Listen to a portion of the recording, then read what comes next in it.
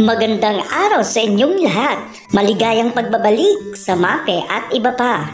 Ngayong araw ay magre-review tayo sa physical education bilang paghahanda sa ating first periodical test. Handa na ba ang lahat para sa mga katanungan? Ihanda na ang ballpen at papel para sa susulatan ng inyong mga sagot. Ang ating mga tanong ay kuha sa Philippine Physical Activity Pyramid at Physical Fitness Components.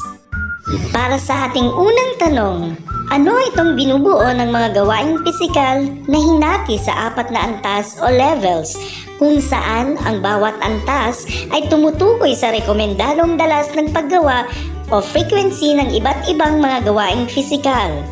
A. Philippine Physical Art Pyramid. B. Philippine Physical Activity Test. C. Philippine Physical Examination Guide. O D. Philippine Physical Activity Pyramid. Isulat ang iyong sagot. At ang tamang sagot ay letter D. Philippine Physical Activity Pyramid. Para sa ating ikalawang tanong, ilang beses sa loob ng isang linggo dapat na maglaro ng cellphone o computer games ayon sa Philippine Physical Activity Pyramid? A. Araw-araw. B. Isang beses sa loob ng isang linggo. C. 2 hanggang 3 beses sa loob ng isang linggo. O D. 3 hanggang 5 beses sa loob ng isang linggo. Isulat ang iyong sagot. At ang tamang sagot ay letter B. Isang beses sa loob ng isang linggo. At para naman sa ating ikatlong tanong, ilang beses sa loob ng isang linggo dapat na naglalaro ng mga sports gaya ng basketball at volleyball ayon sa Philippine Physical Activity Pyramid? A. Araw-araw. B. Isang beses sa loob ng isang linggo. C. 2 hanggang 3 beses sa loob ng isang linggo. Or D. 3 hanggang 5 beses sa loob ng isang linggo. Isulat ang iyong sagot. At ang tamang sagot ay letter D. 3 hanggang 5 beses sa loob ng isang linggo. Para sa ating ika-4 na tanong, alin sa mga sumusunod ang walang katotohanan tungkol sa warm-up exercises? A. Ginagawa ito bago maglaro. B. Ginagawa ito pagkatapos maglaro. C. Ginagawa ito upang maiwasan ang pinsala or injury sa muscles o kalamnan. Or D. Ginagawa ito upang makondisyon ang katawan. Isulat ang iyong sagot. At ang tamang sagot ay letter B. Ginagawa ito pagkatapos maglaro. Para sa ating ika-5 tanong, bakit kailangan mag-cool down exercise pagkatapos ng laro? A. Upang maging maliksi at masigla. B. Upang makakain ng maayos. C. Upang ma-relax ang katawan. D. Upang maging aktibo ang katawan. Isulat ang iyong sagot. At ang tamang sagot ay letter C. Upang ma-relax ang katawan.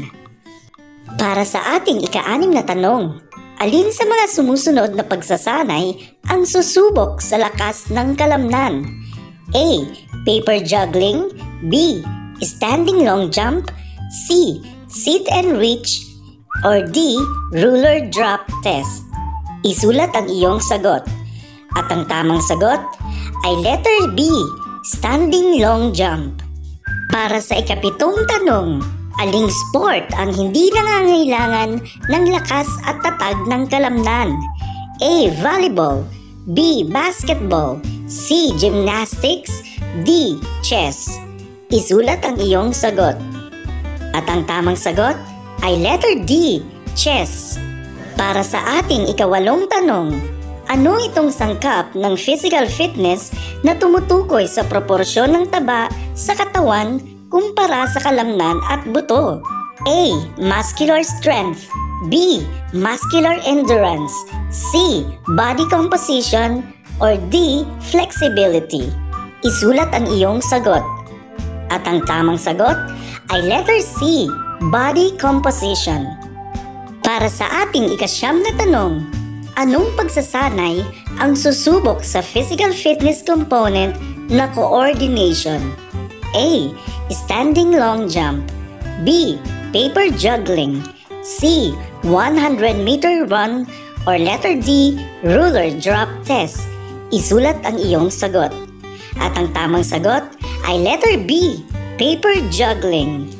At para naman sa ating ikasampu o panghuling tanong, anong gawain ang susubok sa cardiovascular endurance o katatagan ng puso at baga?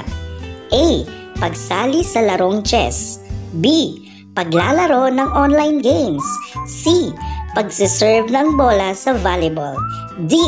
Pagsali sa fun run and walk. Isulat ang iyong sagot. At ang tamang sagot ay letter D. Pagsali sa fun run and walk. Nakuha mo ba lahat ng tama? Magaling! Ngayon ay handa ka na para sa pagsubok at pagsagot sa first periodical test sa physical education.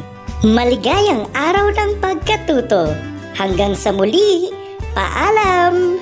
Please don't forget to like and share. Maraming salamat!